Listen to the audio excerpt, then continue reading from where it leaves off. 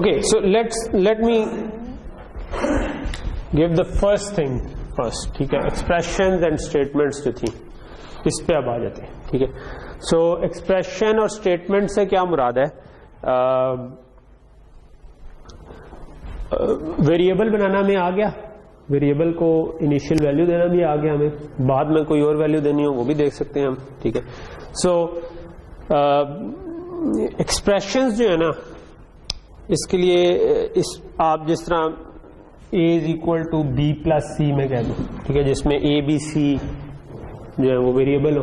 ठीक है, तो ये सेल्फ एक्सप्लेनेटरी है, बताने की भी जरूरत. इसी तरह मैं कह दूं B plus C into D divided by E. ठीक है, सो ये सारे अगर वेरिएबल्स हों, सो आप सारे बेसिक मैथ्स तो आप लोगों ने किया हुआ, तो यू नो इट कि ये किया जा सकता है. ठीक है, सो सेम रूल अप्लाई जो कि आपके नॉर्मली प्रेसिडेंस के रूल होते हैं कि डिवीजन की ज्यादा प्रेफरेंस होगी ओवर मल्टीप्लिकेशन, और इसी तरह एडिशन. अगर आपके पास a प्लस बी इंटू सी लिखा हुआ तो क्या होगा? पहले मैं चलो ये हम बचपन में पूछते थे 2 प्लस 2 इंटू 2 क्या होता है? क्या होता है? ये 6 होता है. ठीक है, तो ये अक्सर शुरू में फौरन पूछे तो कोई बंदा कहता है 8 होता है, कि पहले प्लस करके बाद में, तो वो गलत आंसर बन जाता है, क्योंकि मल्टीप्लिकेशन की प्रेफरेंस है ओवर एडिशन. ठीक, तो यही वाले रूल इधर भी अप्लाई होते हैं. If you are in doubt, आपको नहीं पता कि क्या होना है, जस्ट पुट अ ब्रैकेट.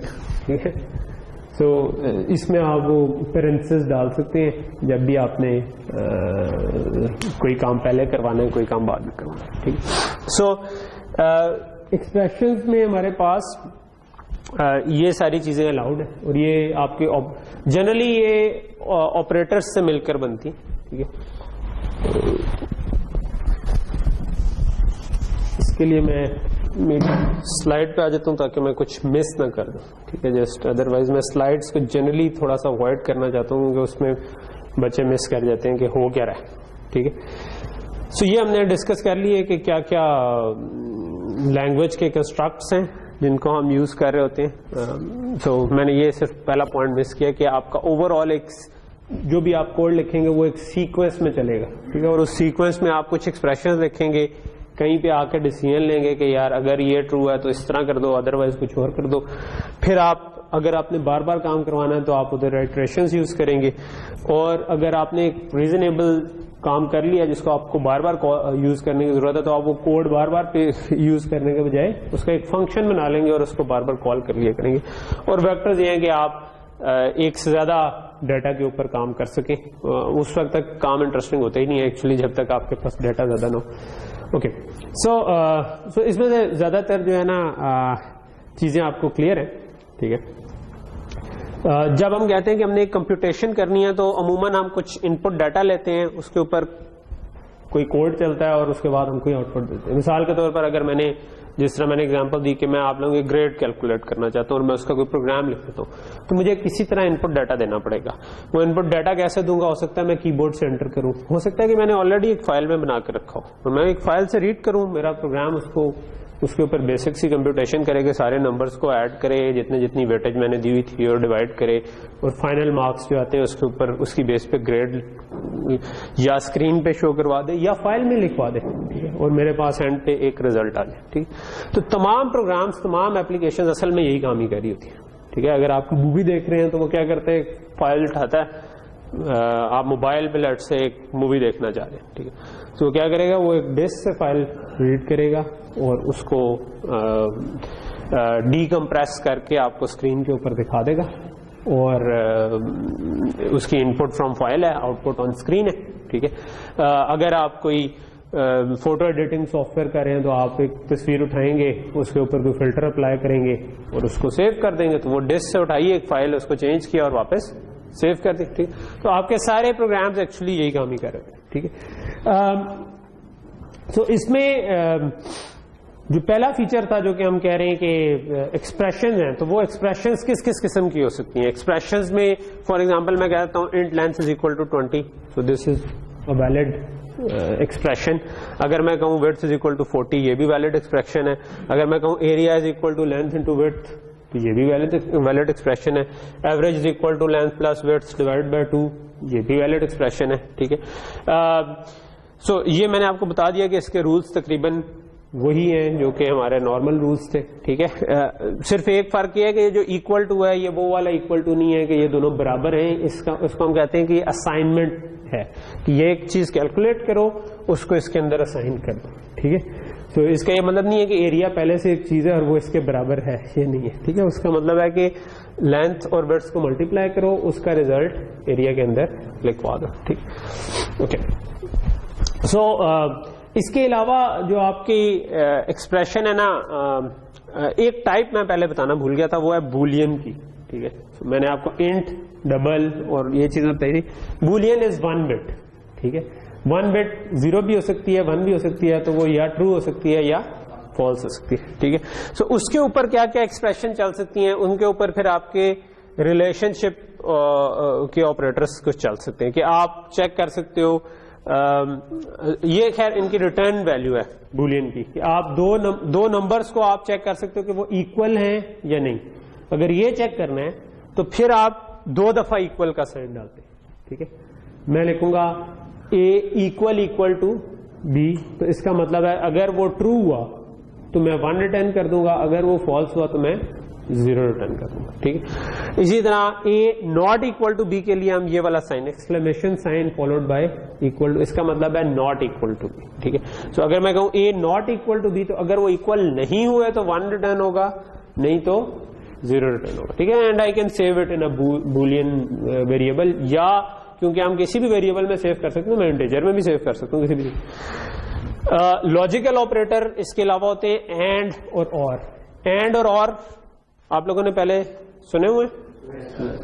अच्छा, एंड के लिए हम ये वाला साइन यूज करते हैं, एम्पस, इसको क्या बोलते हैं, नाम इसका मुझे नहीं, एनीवे जो भी एंड वाला साइन, जो कि मेरे लैपटॉप पे 7 के ऊपर शिफ्ट 7 दबाऊंगा तो ये एंड है, आपके लैपटॉप पे कुछ और।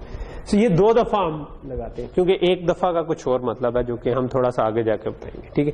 सो अगर मैंने किया हुआ है ए एंड बी, सो इसका मतलब है कि अगर ये भी ट्रू हो और ये भी ट्रू हो तब ये चीज होगी। एंड का मतलब है कि दोनों का ट्रू होना जरूरी है, ठीक है, तब आपकी आउटपुट ट्रू होगी, अदरवाइज अगर if this is false and this is true, ठीक, तो इसकी आउटपुट 0 हो जाएगी, ठीक है। सो एंड का मतलब है कि आप एक से ज्यादा चीजों की, मैं चाहे 10 चीजों को इस तरह एंड कर लूं, A and B and C and D, ठीक है। तो मैंने लेट से 1 2 3 4 चीजों को एंड किया।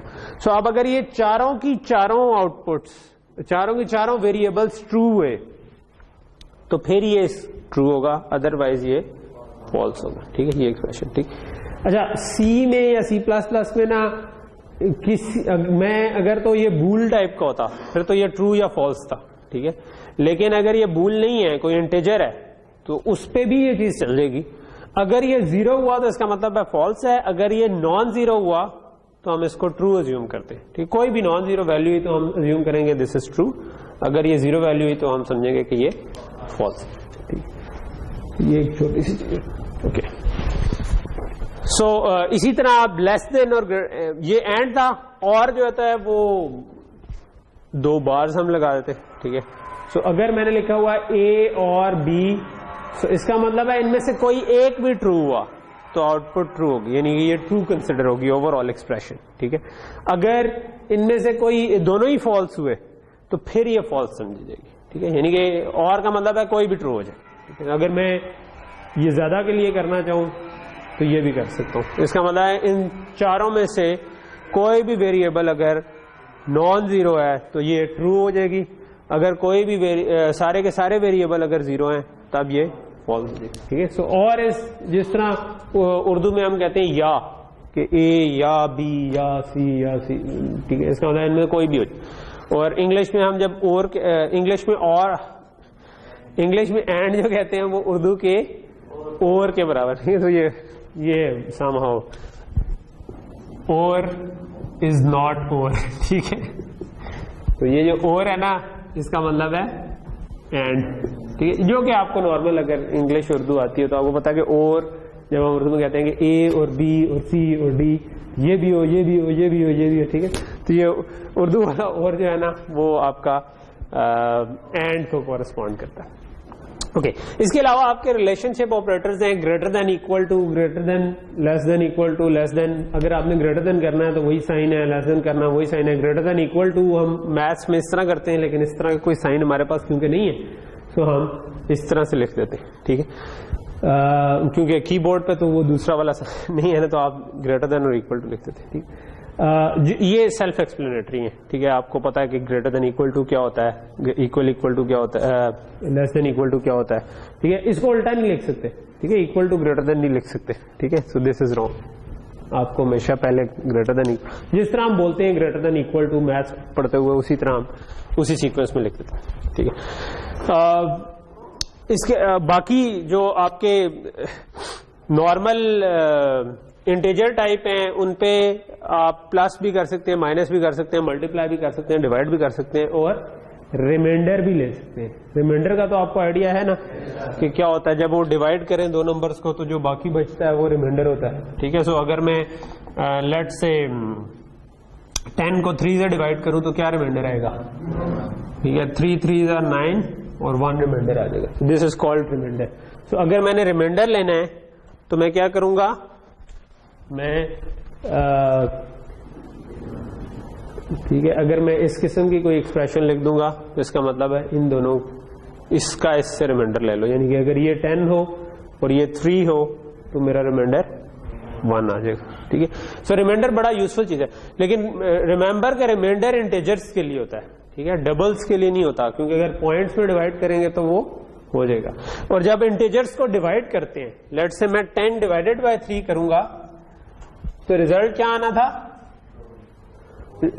असूली तौर पे तो फ्लोट में आना था, लेकिन अगर मैं सी में 10 डिवाइड बाय 3 कर दूंगा या सी प्लस प्लस में, तो ये इसका रिजल्ट इंटीजर में ही देगा और वो पॉइंट वाला हिस्सा गायब कर देगा, छोड़ देगा सिंपली, ठीक है। सो 10 डिवाइड बाय 3 करूंगा तो 3 3 9, सो यहां पर 3 आ जाएगा, ठीक है।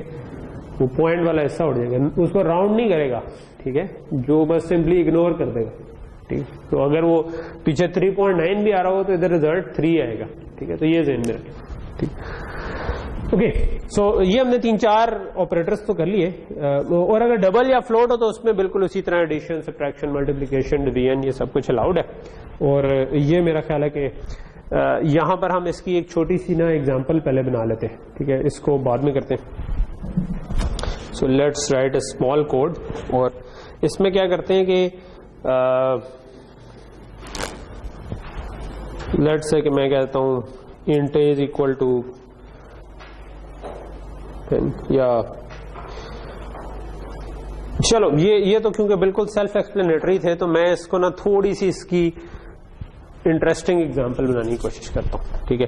सो लेट्स से कि मैं एक पूरी डेट ऑफ बर्थ एंटर करता हूं, ठीक है।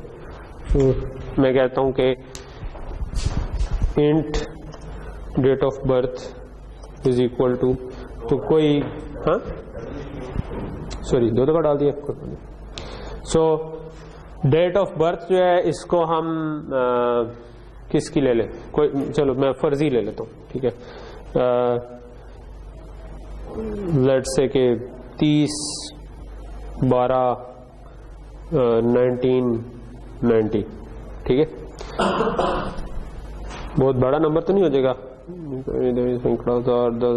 10 लाख करोड़, 3 करोड़ तक होगा, ओके। सो इंटीजर के अंदर, इंटीजर की एक लिमिट है 4 बाइट्स का, ठीक है। तो इसका मतलब है वो इन्फिनिटी तक नंबर्स नहीं आपके लिए सेव कर सकता, ठीक है। तो जैसे मैंने इसलिए चेक किया कि ये कितना है। इंटीजर जो है ना वो आप अगर 32 बिट में आप सेव कर रहे हैं, ठीक है, मैं अगर उसको सीधा करके लिख दूं, ठीक है। सो ये 32 बिट्स है। तो अगर आपने प्लस और माइनस दोनों नंबर सेव करने ना तो 1 बिट साइन के लिए यूज हो जाती है, ठीक है। 2's कॉम्प्लीमेंट नंबर आपने पढ़े होंगे, ये नहीं पढ़े तो आप पढ़ लेंगे, लेकिन तो बाकी बिट्स में आपके असल में कंटेंट पड़ा है, ठीक है। सो वो 31 है, तो आपके पास 2⁻31 जो है ना ये आपकी मैक्सिमम रेंज है, ठीक है। सो टू बी एग्जैक्ट ये माइनस साइड पे पूरा 2 रेज़ पावर -31 से लेके प्लस साइड पे 2 रेज़ पावर 31 से एक कम वैल्यू आपके पास आ जाएगी, ठीक है।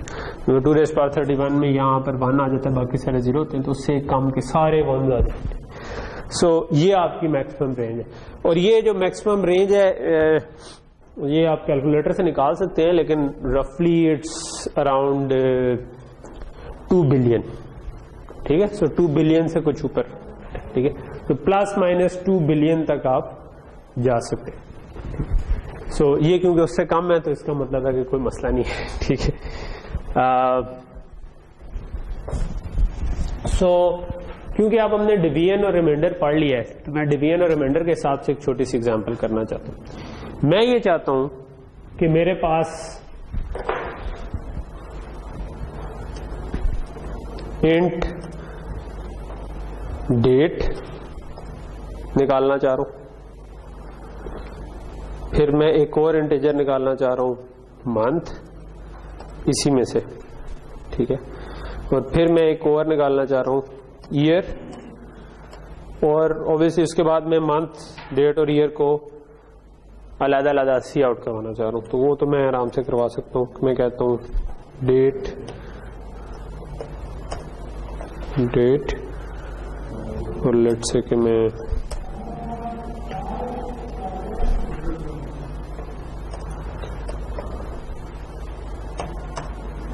स्पेस पे डालते, ईयर तो बल्कि बाद में करना चाहिए था ना। सो लेट्स से कि मैं ईयर से पहले मंथ भी करना चाहता हूं।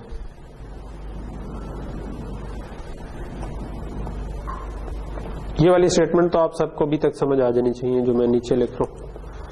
मैंने आपको बताया हुआ है कि मल्टीपल लाइन में लिखें, एक लाइन में लिखें, उससे कोई फर्क नहीं पड़ता। कंपाइलर को सिर्फ वाइट स्पेसेस का ध्यान।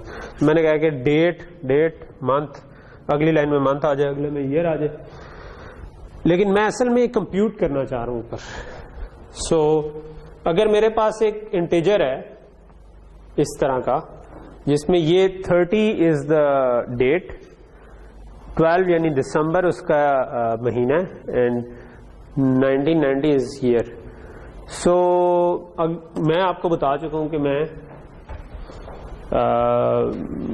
इंटीजर्स के ऊपर हम उनको add, subtract, multiply, divide, reminder सब कुछ कर सकते हैं। सो ये कैसे, मैं डेट कैसे एक्सट्रैक्ट कर सकता हूं, ये अब आपको क्वेश्चन है। साथ साथ मैं आप लोगों को क्वेश्चन घर का रहा करूंगा ताकि आप जागते रहे। क्लास पार्टिसिपेशन के एंड पे कुछ ना कुछ मार्क्स भी होंगे, तो अच्छी पार्टिसिपेशन के, बुरी पार्टिसिपेशन के नहीं हो। सो क्वेश्चन ये है कि मैं ये डेट इसमें से कैसे एक्सट्रैक्ट करूं। ये मेरे पास हाँ, ये 3 चीजें हैं। मैं चाहता हूं ये 30 उठ के डेट में आ जाए, ये 12 जो है ये उठ के मंथ में आ जाए, और 1990 उठ के ईयर में आ जाए, ठीक है। सो इसके लिए मैं डेट इज इक्वल टू क्या लिखूं? हाँ, 30 लिख दूं? बात तो सही है। अगर मैं इधर 30 इधर 12 इधर 1990 लिख दूं तो वो आ जाएंगे।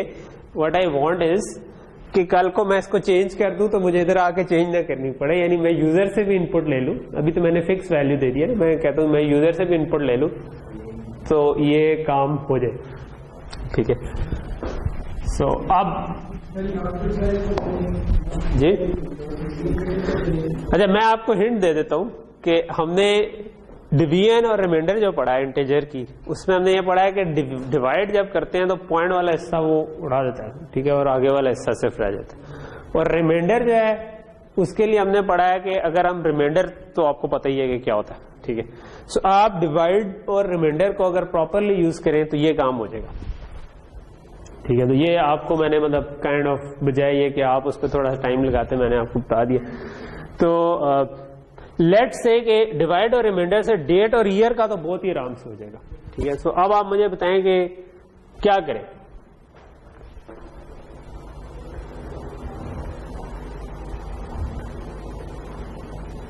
डेट है, प्रैक्टिकली मैं ये वाला हिस्सा उड़ाना चाहता हूं। वो कैसे उड़ सकता है? 30 से डिवाइड कर दे तो ये तो नहीं उड़ेगा।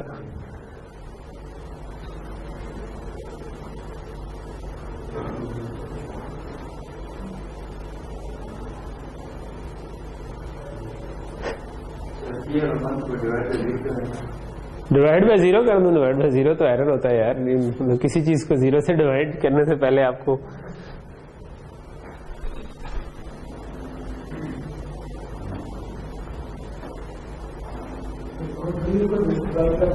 जी मंथ और ईयर को छोड़े, सिर्फ इस वक्त सबसे पहले डेट बताएं, आगे वाली लाइनें छोड़ दे।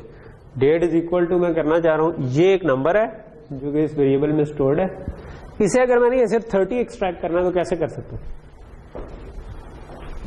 ये क्वेश्चन है। क्या कर लें?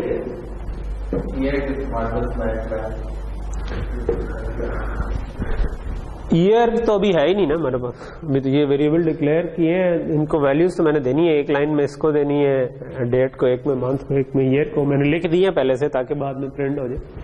लेकिन अभी सिर्फ मैं डेट की बात कर रहा हूं, यानी कि ये 30 जो है ना, ये मैं किसी तरह इधर लाना है। क्या किया जा सकता?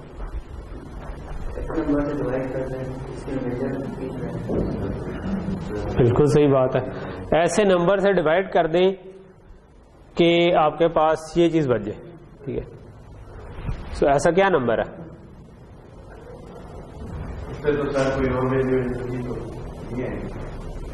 क्या कोई ऐसा नंबर हम कर सकते हैं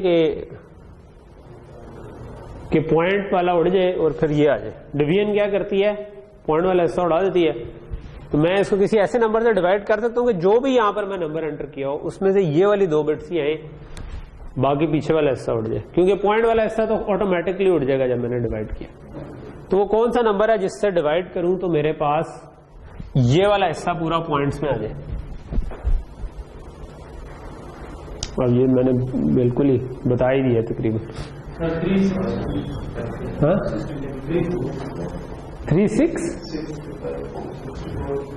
365 कहां से आ गया यार? मैं चलो मैं मजीद कर देता हूँ क्योंकि इस पर टाइम ज्यादा लगेगा। मैं इसको अगर किसी तरह 30.12990 बना देता किसी तरह भी, ठीक, तो क्या हो जाना था कि ये पॉइंट वाला हिस्सा, तो अगर मैं इंटीजर डिवीजन कर दूं 30.12990 अगर इसको बनाना है तो किससे डिवाइड करूं? हाँ, 10 की पावर 6 से। ठीक है, सो 10 की पावर 6 मीन्स के 1 और 6 zeros। ठीक है, सो डेट मैं निकाल सकता हूं, डेट ऑफ बर्थ को डिवाइड कर दूं 1 और कितने, मतलब जितने इधर अपनी पॉइंट्स में लाने, ठीक है, उतने 0 लगा दें। ठीक है, तो 1 2 3 4 5 6, तो मैं इधर 1 2 3 4 मैंने 0 लगा दिए, 6 सिफर लगा दिए।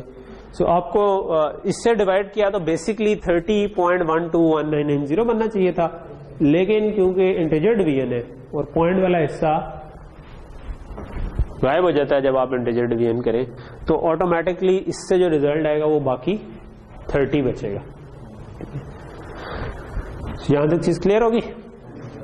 अच्छा, व्हाट अबाउट ईयर? ईयर को क्या करूं? ईयर का मतलब है, मैं मंथ को बाद में आता हूं। ठीक है, सो ईयर का मैं ये चाह रहा हूं कि ये वाली चीज बाहर आ जाए। ठीक है, पहले इसमें तो मैं डिवाइड करना चाह रहा था कि एक से लेफ्ट साइड पे कोई चीज आ जाए, अब मैं राइट साइड वाली चीज चाह रहा हूं। इसका एक तरीका हो सकता है कि हम रिमाइंडर को इस्तेमाल करें। ठीक है, सो फॉर एग्जाम्पल अगर कोई मुझे कहता है ना कि 356 में से ये 56 अलहदा करो, ठीक है, तो मैं अगर इसका 100 से रिमाइंडर ले लूं, ठीक है, तो क्या होगा? 356, तो मैं कहूंगा 100 3s are 300 और बाकी बच जाएगा 56। ठीक है, सो इस केस में मैं क्या कर सकता हूं?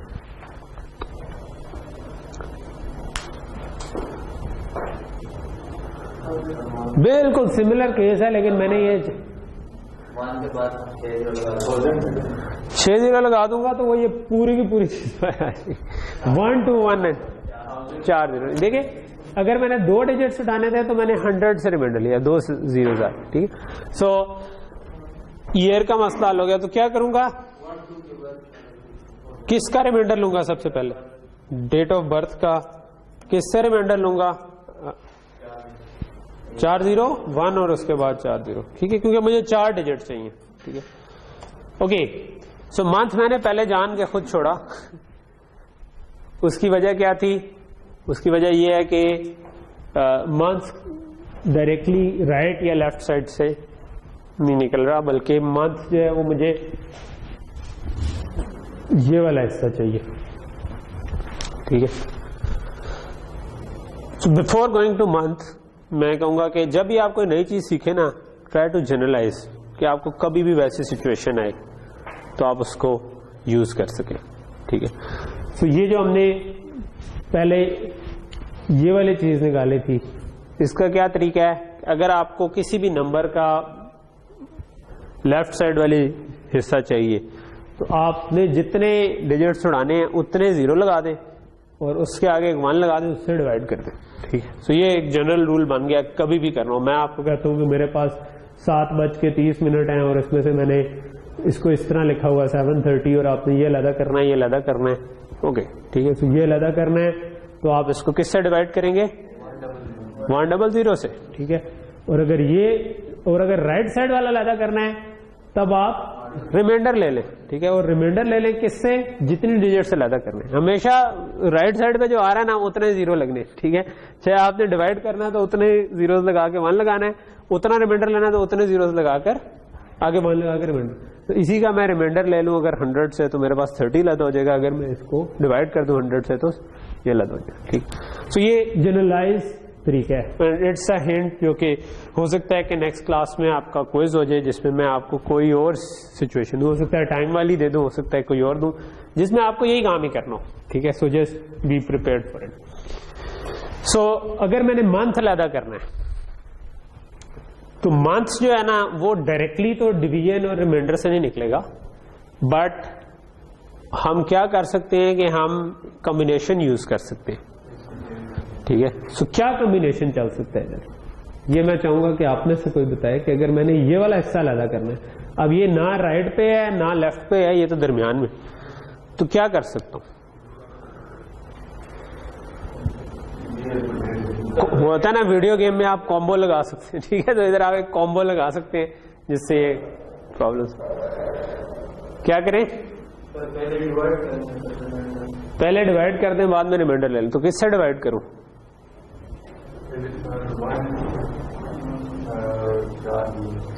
1 और 4 जीरो से डिवाइड करूंगा तो ये वाला हिस्सा आ जाएगा, ठीक है।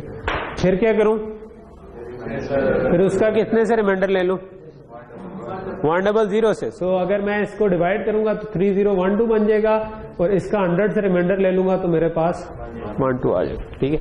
सो बिल्कुल ठीक। और इसका ऑपोजिट भी कर सकते थे कि आप पहले रिमाइंडर ले लें और 1 to 1 नहीं, उसके बाद डिवाइड कर लें, तो कोई भी कॉम्बो चल जाएगा, ठीक है। सो डेट ऑफ बर्थ को पहले डिवाइड कर लूं, लेट से 1 और 4 जीरो से, सो ईयर अलहदा हो गया, ठीक है। और ये जो पूरा आया इसका रिमाइंडर ले लूं 100 से, ठीक है। सो एक ही स्टेटमेंट में हम ये दोनों काम कर सकते हैं कि पहले, क्योंकि मैंने पेरेंथेसिस लगा दिए, ठीक है, तो जो ब्रैकेट्स लगी हो वो जो ब्रैकेट के अंदर काम है वो पहले होता है और उसके बाद मैंने पहले डिवाइड किया और बाद में उसका 100 से रिमाइंडर ले लिया, ठीक, ओके। इसको मैं बता देता हूं, ठीक है, ताकि हमें स्क्रीन पे नजर आता रहे। और अब इसको लेट से 1 मिनट, मुझे जरा वो मिस अलाइन पसंद नहीं है कोड। मतलब ये नहीं है कि आपके इस कोर्स में कोई अलाइनमेंट के मार्क्स हैं, लेकिन आप ये आदत शुरू से ठीक डालें कि आपका कोड वेल इंडेंटेड हो, अलाइंड हो, ठीक है। ओके, सो 1990 के फौरन आगे 30/12/1990 तो आ गया, लेकिन साथ ही प्रेस यानी की तो कंटिन्यूसली मैं चाहूंगा ये नेक्स्ट लाइन में है, ठीक है। सो इट्स बेटर कि मैं इस ईयर के बाद एंडल भी लगा दूं, ठीक है। तो अब ये इनके आगे स्पेस आ रही है, उसके आगे स्पेस नहीं आ रही, ठीक है। लेट्स से कि मैं इनको एक एक टैब आगे प्रिंट करना चाहता हूँ, तो मैं बजाय स्पेस के मैं सारों के आगे, क्योंकि अभी तक हमने वो नहीं यूज किया था, तो लेट्स यूज /t, ठीक है। स्लैश टैब से क्या होता है, मैंने कहा था 8 स्पेसेस आगे चला जाता, तो मैं चाहता हूँ थोड़ा सा आगे प्रिंट और आपको /t का यूज भी आ जाए। सो तो अब ये डेट 30, मंथ 12, ईयर 1990। और अब मैं, क्योंकि मैंने इस तरह का कोड लिखा है कि जो स्पेसिफिकली सिर्फ इसके लिए नहीं चल रहा, what I can do is कि मैं यूजर से पूछ सकता हूं कि आप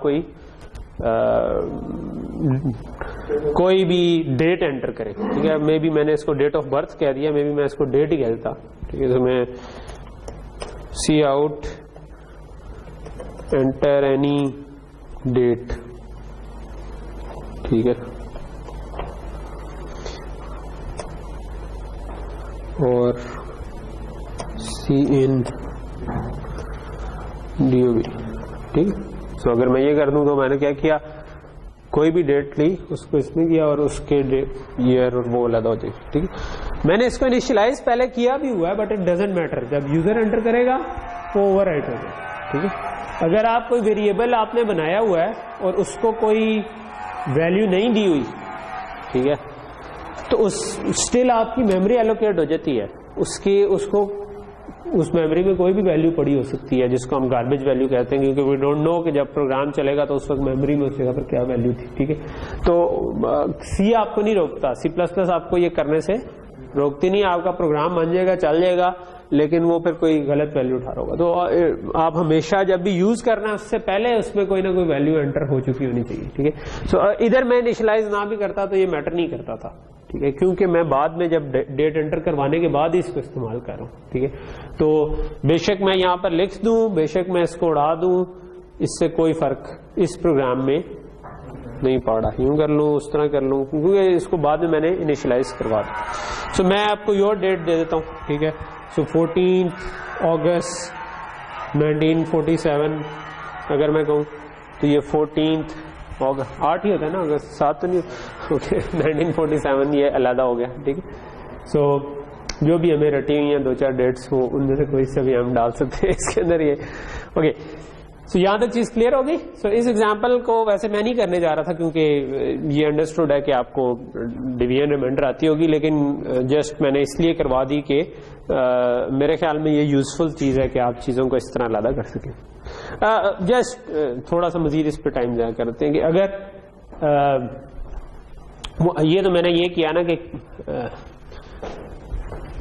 इसको अगर मैं जनरलाइज करूं तो हमने क्या सीखा कि हम किसी भी फील्ड से, कोई भी आपके पास नंबर हो, उसमें से कोई से भी बिट्स साइड पे निकाल सकते हैं।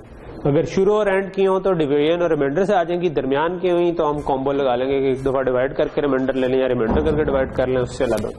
सो ये काफी काम की चीज है। फॉर एग्जांपल आपका अकाउंट नंबर होते हैं, अगर आपने बैंक में अकाउंट हो तो उसमें ब्रांच कोड होता है, अकाउंट नंबर अलग होता है, अकाउंट टाइप अलग होती है, और ऐसी कई जगह होती हैं जहां पर ना आपकी इंफॉर्मेशन एक पूरे नंबर के अंदर इनकोडेड सी होती है, ठीक है। आपका हो सकता है जो बिल के ऊपर नंबर आ रहा हो उसमें से भी आप अपना टेलीफोन नंबर भी निकाल सकते हो और कोई और चीज भी निकाल सकते हो, ठीक है। या आपका मोबाइल नंबर है तो उसमें कंट्री कोड अलग होता है, आपका जो ऑपरेटर का कोड अलग होता है, और तो ये आप अगर कोई भी ऐसा कोड, मतलब लेट से आप एक छोटा सा सॉफ्टवेयर बना रहे हैं जो कि आपका डुअल सिम फोन है और वो ये आइडेंटिफाई करता है कि अच्छा अगर मोबिलिंग का नंबर है तो मैंने मोबिलिंग पे कॉल करनी है, मोबिलिंग वाली सिम यूज करनी है, यू फोन वाला तो यू फोन वाली करनी है, तो वो क्या करेगा, वो आपका जो जिस नंबर पे कॉल करने लगे हैं उसमें से कंट्री कोड उठाया और उसका कोड उठाया जो आपके ऑपरेटर का था, और अगर वो मोबिलिंग वाला था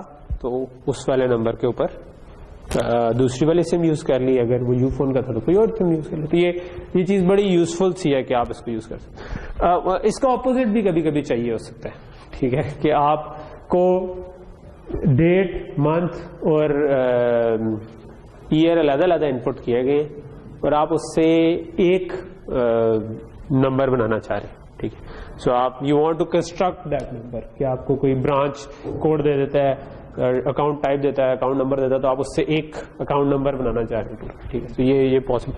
सो हम यही वाली एग्जांपल लेते हैं और मैं कहता हूं कि यार लेट्स से कि मैं इसके ऑपोजिट काम करना चाहता हूं, ठीक है। सो मैं कहता हूं एंटर डेट, मंथ, ईयर, ठीक है। और मैं इसको अब CINDOB करने के बजाय ये जो पूरा हिस्सा था ना, इसको मैं उड़ा देता हूं, ठीक है। सो ठक खत्म, ठीक। अगर आपने कॉलम में सिलेक्ट करना हो तो जस्ट ऑल्ट प्रेस करें और उसके बाद माउस से ड्रैग करेंगे तो जिस तरह मैंने भी सिलेक्ट किया था तो वो पूरा कॉलम सिलेक्ट हो जाता है, ठीक। और मैं कहता हूं कि यूजर से मैं ये 3 चीजें इनपुट ले रहा हूं, ठीक है। और अब यानी डेट ऑफ बर्थ नहीं मैं ले रहा, ठीक है।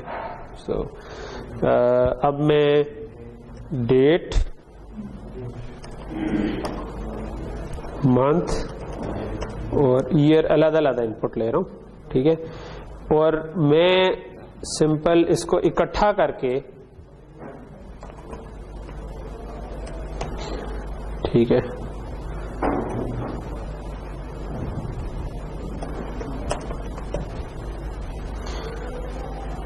ठीक है, लेट्स से कंबाइंड डेट बनाना चाहता हूं, ठीक है। कंबाइंड डेट पूरी आपकी जो बन गई ना, वो ये बन गई, ठीक है। अब वो कैसे कंस्ट्रक्ट हो सकती है? अब मैं इस वेरिएबल में कैसे, अब ये अलग-अलग एंटर यूजर से मैंने करवाया, ठीक है, कि आप ईयर अलग एंटर करें, मंथ अलग एंटर करें, डेट अलग एंटर करें। सो मैं इनको इकट्ठा कैसे प्लेस कर सकता हूं? यानी मिसाल के तौर पर अब आपके पास डेट में 30 पड़ा हुआ है, मंथ में लेट्स से 12 पड़ा है और ईयर में लेट्स से 1990 पड़ा है, ठीक है। व्हाट आई वांट इज कि डेट ऑफ बर्थ में अब आ जाए ये एक नंबर बन जाए,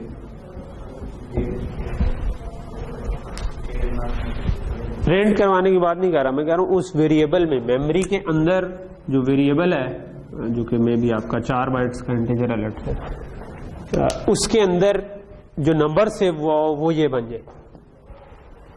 ये अलग-अलग 3 नंबर हैं, इनको इस नंबर की फॉर्म में मैं कैसे ला सकता हूं? इस तरह नहीं नंबर बनता। हमने कोई ऐसी चीज नहीं पढ़ी कि डेट कॉमा मंथ को इकट्ठे हो जाए। क्या कर सकता हूं? ये 3 इंटीजर्स हैं, इनसे ये वाला इंटीजर बनाना है।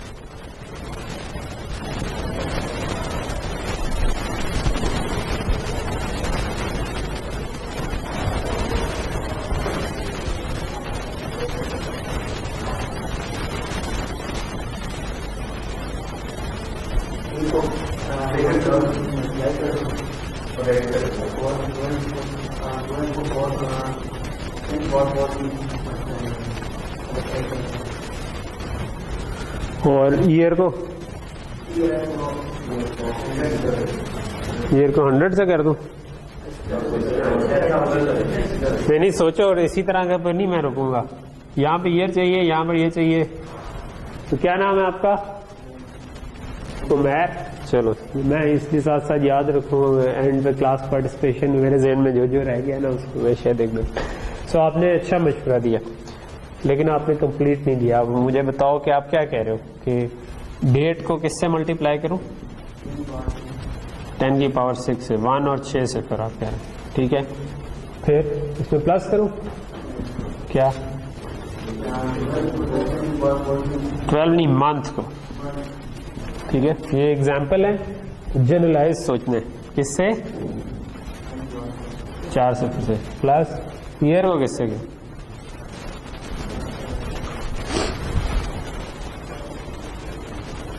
ईयर को किससे मल्टीप्लाई करो? 1 से मल्टीप्लाई कर दो, यानी कि ना ही मल्टीप्लाई करें। ईयर को तो हमने इधर ही रखना था, ठीक है। सो ये बन जाएगा 1990 प्लस लेट्स से 12 और 4 से फर्स्ट, तो 12 4 सिफर और उसके बाद क्या बन गया 30 और उसके पीछे 6 सिफर। ठीक है, तो इन सब को प्लस करना बड़ा आसान है, हर एक अपनी अपनी जगह पर आ जाएगा। ठीक है, सो जब किसी ये फिगर आउट ना हो कि आपसे फिगर कोई चीज क्यों नहीं बनी, तो फिर जाकर थोड़ा सा परेशानी वाली बात है कि ये आप सबको बोलना चाहिए। अगर आपको समझ नहीं आई तो आप जाकर सोचेंगे कहाँ पर मैं फंस रहा था, अगली दफा काउंट नहीं सकता। ठीक है, अगली दफा इससे मिलता जुलता है। सो यही वाली स्टेटमेंट हम लिख लेते हैं। ठीक है, कि हम कहते हैं कि डेट इंटू 6 हो गई 5 हो गए मेरे ख्याल है ना, 6 प्लस मंथ लेडी।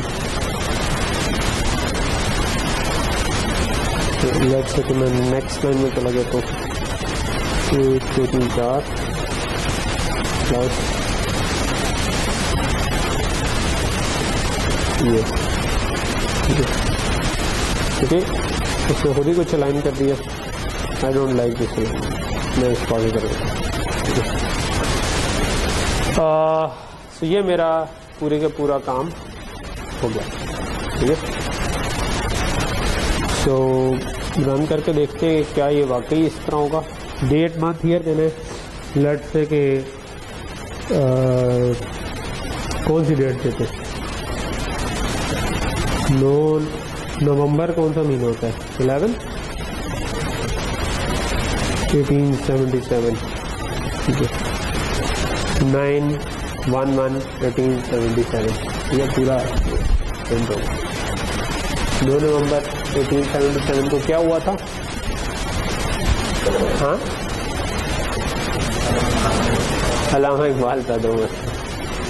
ये वाली तो रटी होती है यार। जी जी,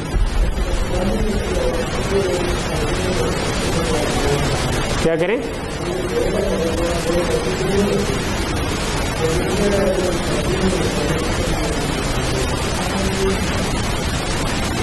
नहीं तो चले जा रहे हैं आप भी, तो पिछले नहीं तो कह रहे हैं आप भी। ओके, सो क्वेश्चन ये है कि डेट और ईयर जो हैं वो एक रेंज के अंदर होते हैं। तो अगर किसी यूजर ने गलत एंट्री कर दी, ठीक है, तो हम इस पर थोड़ा सा बाद में टाइम लगाएंगे जब हम ये सिलेक्शन पढ़ेंगे कि इफ एल्स स्टेटमेंट हम इसके अंदर देखेंगे कैसे इन चीज़ों को सिलेक्ट कर सकते हैं। उसमें अगर कोई गलत एंट्री कर दे तो हम उस पर एरर चेक लगा सकते हैं कि अगर किसी ने इस रेंज से बाहर एंट्री की तो हम उसको एरर मैसेज डिस्प्ले करवा दें बजाय आउटपुट डिस्प्ले करवा दें। तो it's an important part of a software कि आप उसके ऊपर उसको हम कहते हैं उसको ग्रेसफुली एग्जिट करना चाहिए। ये ना हो कि आपने कोई वैल्यू गलत दे दी तो बस वो हैंग हो जाए या कुछ हो जाए। इस केस में हैंग तो नहीं होगा। इस केस में तो अगर मैंने गलत दे दी, लेट्स मैं 32 दे दी तो वो 32 को उस जगह पर प्लेस कर देगा। ठीक है, लेकिन अभी क्योंकि सिंपल प्रोग्राम बना रहे हैं थोड़ा आगे जाकर मुश्किल है। जी, तो सी आउट हो जाएगा। ठीक है, तो मेरा क्वेश्चन ये नहीं था कि आप सी आउट इकट्ठे करें, मेरा क्वेश्चन ये था कि आप उसको एक वेरिएबल के अंदर लेकर आए। ठीक है, तो वो वेरिएबल के अंदर लाने के लिए ये जरूरी था। अगर आपने सिर्फ प्रिंट करवाना होता, अगर आपसे पूछा जाता कि यार सिर्फ प्रिंट करवा दो, आप करते सी आउट डेट मंथ ईयर और उसके दरमियान स्पेस ना डालते तो वो बिल्कुल वैसे ही प्रिंट ये आपकी। ओके, जी जी,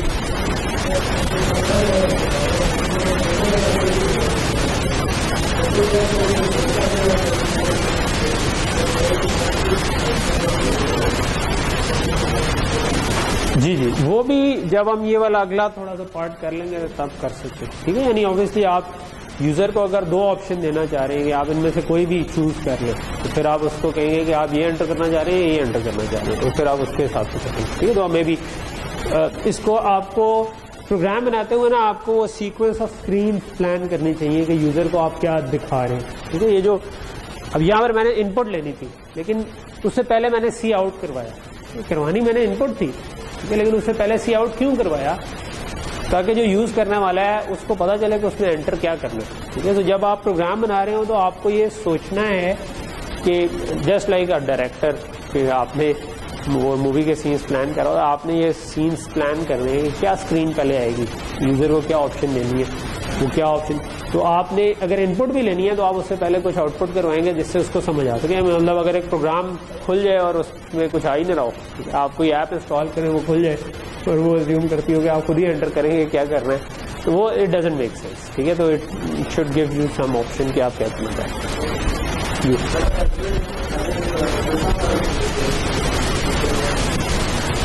क्या लिखें जी, स्ट्रिंग्स यूज करना चाह रहे हैं हमने अभी स्ट्रिंग्स यूज की जिसके अंदर वो आ जाते हैं। ठीक है, तो तब आप उस तरह अलहदा नहीं कर पाएंगे। मतलब ऑब्वियसली वो स्ट्रिंग्स हैं तो स्ट्रिंग्स को अलहदा करने का कुछ और तरीका होगा जो कि हम थोड़ा आगे जाके देखेंगे। अच्छा, सो ये तो हमारी काइंड ऑफ हमने आज ना अभी तक पढ़ लिए कि कौन कौन से हमारे ऑपरेटर्स, जिस तरह अगर मैंने a = b+c लिखा है ना तो इनको हम अमूमन कहते हैं ऑपरेटर्स। ठीक है, और इनको हम कह देते हैं ऑपरेंड्स, जिनके ऊपर ऑपरेशन हो रहा है। ठीक है, तो ये जो हमने जो ऑपरेटर जनरली डिफाइन हुए हैं वो हमने सारे ही देख लिए, प्लस माइनस मल्टीप्लाई, ये आपको पहले से आते थे। हमने जो जरा से डिफरेंट थे यानी कि डिवीजन और रिमाइंडर, उसकी एक एग्जांपल कर ली। ठीक है, जो नेक्स्ट चीज अब हम करने लगे हैं वो है सिलेक्शन। ठीक है, तो वो जो दूसरी हमने लेस देन, ग्रेटर देन और ये वाली चीज पढ़ी थी ना, वो सिलेक्शन में ज्यादा यूज हो रही होगी। सिलेक्शन ये है कि आप एक वक्त में अगर कोई कंडीशन ट्रू हो तो आप एक काम करना चाहें, नहीं तो कोई और काम करना चाहें। ठीक है, तो अमूमन हम इसके लिए जो यूज करेंगे स्टेटमेंट्स वो दो तरह की हैं, एक इफ एल्स और एक स्विच। ठीक है, सो हम we start with if else. ठीक है, इफ एल्स स्टेटमेंट इस तरीके से काम करती है। ठीक है, एल्स होना जरूरी नहीं है। आपका ये एक डब्बा है और ये एक डब्बा है। ठीक है, ये जिस तरह हमने कोड लिखा है ये तो हमें आपको अब तक ये तो क्लियर है ना कि एक सीक्वेंस ऑफ स्टेप्स हो रहे हैं जो कि एक 1 by 1 हो रहे हैं। ठीक है, इफ के अंदर यहां पर कोड आपका आ जाएगा जो कि आप तब रन करना चाहते हैं अगर ये कंडीशन ट्रू है। ठीक है, तो यहां पर आपकी कोई कंडीशन होगी। ठीक है, और यहां पर आपका वो कोड होगा जो कि आप रन करना चाह रहे हैं अगर ये वाली कंडीशन ट्रू हो। अगर वो कंडीशन फॉल्स हो तो आप ये डब्बा असल में नहीं बना होगा, ये मैं आपको समझाने के लिए बना रहा हूं। फॉर एग्जाम्पल मैं कह देता हूं कि if marks are greater than 89 cout grade, थोड़ा इसको बड़ा कर देता हूं, ग्रेड। आई होप कि आप सबका ये वाला सी आउट हो एंड कोर्स के एंड में, ऑल दो हिस्ट्री इसके अगेंस्ट जाती है, बट आई स्टिल होप के सबका ये हो। सो ये एक स्टेटमेंट लिखी हुई है, there can be multiple statements. ठीक है, जैसे कि मैंने पहले बताया कि कर्ली ब्रैकेट्स ब्लॉक्स को डिफाइन करने के लिए यूज होती है कि ब्लॉक यहां से स्टार्ट हो रहा है, यहां पर एंड हो रहा है। ये पेरेंथेसिस जो है ये अमूमन इनपुट्स या कंडीशंस के लिए यूज होती है, तो इस जगह पर हमारी ये कंडीशन के लिए यूज हो रही है। तो मैंने कहा if this is true then do this. अगर आपने सिर्फ यही करना था कि अगर एक चीज ट्रू हो तो आपने एक काम करना था, तो ठीक है, दिस इज गुड इनफ। ठीक है, तो प्रोग्राम चलता चलता यहां पर आएगा, अगर ये कंडीशन ट्रू हुई तो ये करेगा, अदरवाइज इसके आगे से कोड कर देगा। अगर आप चाहते हैं कि नहीं, अगर ये कंडीशन ट्रू नहीं है तो तब मैं कुछ और करना चाहता हूं, ठीक है, तो आप उसका एल्स का ब्लॉक एक लिखते हैं। ठीक है, तो आप एल्स के ब्लॉक के अंदर एक और पीस ऑफ कोड लिख सकते हैं कि यार अच्छा, अगर मार्क्स इससे बड़े हैं तो ये करो, एल्स कुछ और कर दो। या लेट से मैं इसको कहता हूं कि अगर 50 से बड़े हैं तो पास, एल्स सी आउट।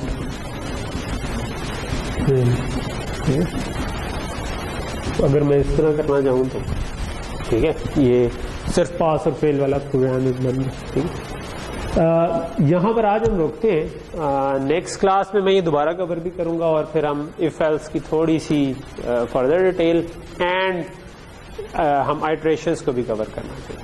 ठीक है।